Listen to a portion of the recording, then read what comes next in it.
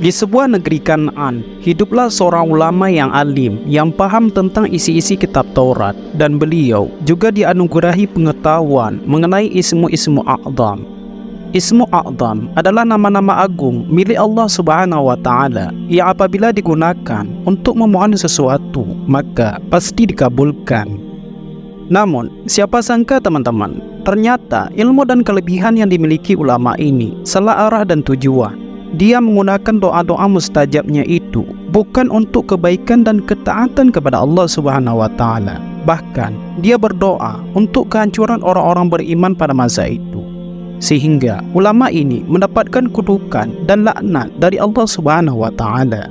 Nah, bagaimanakah kisah selengkapnya teman-teman? Sebelum kita melanjutkan video ini, bantu channel ini dengan cara subscribe, like, dan share. Tonton video ini sampai selesai agar tidak gagal paham. Kisah ini terdapat di dalam Al-Quran Surah Al-A'raf ayat 176. Kisah ini memiliki sudut pandang dan periwayatan yang berbeda-beda teman-teman. Karena memang di ayat tersebut tidak dijelaskan nama tokoh yang dimaksud. Namun, para ulama dari kalangan ahli tafsir mengatakan ayat tersebut merujuk kepada kisah seorang ulama yang bernama Bal'am bin Bawra. Dikisahkan, Bal'am ini seorang ulama yang hidup pada masa Nabi Musa alaihissalam. Dia alim tentang isi kitab Taurat dan mengetahui nama-nama Allah yang Maha Besar atau Ismu A'zam. Maka tak heran, setiap kali dia berdoa kepada Allah selalu dikabulkan. Suatu hari, Nabi Musa bersama pengikutnya melakukan perjalanan dari Mesir ke sebuah negeri tempat tinggal Bal'am bin Bawra. Sebelum rombongan Nabi Musa alaihissalam sampai ke negeri Kan'an, berita telah tersebar luas bahwa Nabi Musa menuju ke negeri mereka. Para petinggi-petinggi dan raja mulai merasa terancam dengan kedatangan rombongan Nabi Musa. Sehingga tersebarlah berita propaganda bahwa Nabi Musa datang bersama rombongannya bertujuan ingin memerangi mereka. Dikisahkan, negeri Kan'an kala itu hidup penuh dengan kemewahan dan harta yang berlimpah. Di satu sisi, mereka para penguasa di negeri itu mengira kedatangan Nabi Musa ingin mengambil harta dan kekuasaan mereka. Para penguasa dan penduduk Kan'an yang mengetahui tentang kelebihan dan doa mustajab yang ada pada Bal'am bin Bawra, mereka pun mendatangi kediaman Bal'am dan berkata, "Sesungguhnya Musa dan para rombongannya Bani Israel hendak mengusir kita dari negeri kita. Mereka akan membunuh kita, lalu tanah ini akan dikuasai oleh kaum Bani Israel. Sesungguhnya kami adalah kaummu yang dalam waktu dekat ini tidak akan mempunyai tempat tinggal lagi. Sedangkan engkau adalah seorang yang alim dan doamu selalu diijabah oleh Tuhan. Maka berdoalah untuk kehancuran dan kebinasaan Musa dan pengikutnya." Pada awalnya Bal'am menolak dan berkata, "Celakalah kalian. Nabi Allah ditemani oleh orang-orang yang beriman dan para malaikat. Bagaimana mungkin saya mendoakan keburukan kepada mereka?" Dengan rayuan dan bujukan dari sang raja, akhirnya Bal'am mengiyakan permintaan raja tersebut. Diriwayatkan, Bal'am juga mendapatkan ancaman dari sang raja berupa hukuman gantung apabila Bal'am tidak menuruti permintaan sang raja. Dalam riwayat yang lain dikatakan, Bal'am terbujuk dengan tawaran harta yang banyak dan Bal'am akhirnya termakan tawaran itu melalui istrinya. Singkat cerita, Bal'am pun berangkat menuju ke sebuah bukit Hasban dengan mengendarai seekor keledai agar Bal'am bisa melihat rombongan Nabi Musa yang sedang berkemah. Setelah melakukan perjalanan yang tidak begitu jauh, keledai yang dikendarainya tidak mau berjalan. Bal'am kemudian memukul keledainya tersebut sehingga keledai itu mau berjalan kembali. Kejadian itu terjadi sampai 3 kali teman-teman. Tapi pada kali yang ketiga, keledai itu menunjukkan gelagat yang sangat aneh. Dengan izin Allah, keledai itu dapat berbicara. Dia berkata, "Celakalah kamu hai Bal'am. Kemanakah kamu pergi? tidakkah engkau melihat di hadapanku ada para malaikat yang menghalangi jalanku? Apakah engkau akan pergi mendoakan kehancuran Nabi Allah dan kaum mukminin?" Bal'am tidak menggubris ucapan dari keledai tersebut, dan Bal'am terus-menerus memukulinya. Pada akhirnya, setelah berkali-kali Bal'am memukulinya, maka Allah memberikan jalan untuk keledai itu. Keledai tersebut berjalan dan membawa Bal'am sehingga sampailah dia di puncak Bukit Hasban. Menurut riwayat Abu Mutamir, saat Bal'am mengendarai keledainya menuju ke Bukit Hasban, hingga Bal'am sampai di sebuah tempat yang dinamakan Al-Ma'luli. Ketika Bal'am memukuli keledainya itu karena tidak mau berjalan, tiba-tiba setan menampakkan diri di hadapan Bal'am. Lalu Bal'am turun dari keledainya itu dan bersujud di hadapan setan itu. Nah, setelah Bal'am sampai ke atas Bukit Hasban, lalu kemudian Bal'am berdoa untuk kehancuran Nabi Musa dan rombongannya.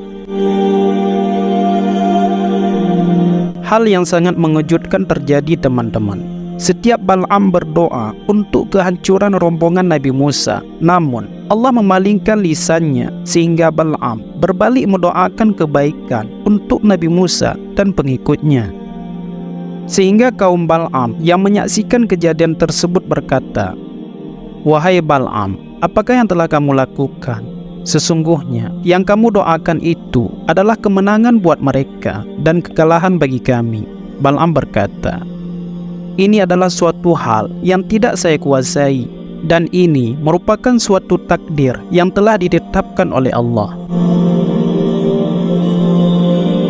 Setelah itu, Bal'am pun mendapat kutukan dari Allah Subhanahu wa Ta'ala. Lidah Bal'am menjulur keluar seperti seekor anjing hingga sampai batas dadanya. Lalu Bal'am berkata, "Kini telah lenyaplah dariku dunia dan akhiratku. Sekarang tiada jalan lain bagiku kecuali menyusun siasat dan tipu daya untuk kepentingan kalian." Selanjutnya, Bal'am menyuruh mereka mempercantik para wanita-wanita muda dan anak-anak gadis mereka. Kemudian, para wanita-wanita itu disuruh pergi ke tempat perkemahan pasukan Nabi Musa. Bal'am mengatakan kepada wanita itu agar jangan sekali-kali menolak bila ada dari mereka pasukan Nabi Musa mengajak mereka melakukan perbuatan zina. Karena sesungguhnya bila salah satu di antara mereka terjerumus ke dalam perbuatan zina, maka kalian akan dapat mudah untuk mengalahkan mereka. Lalu kaum Bal'am melakukan apa yang telah diperintahkan.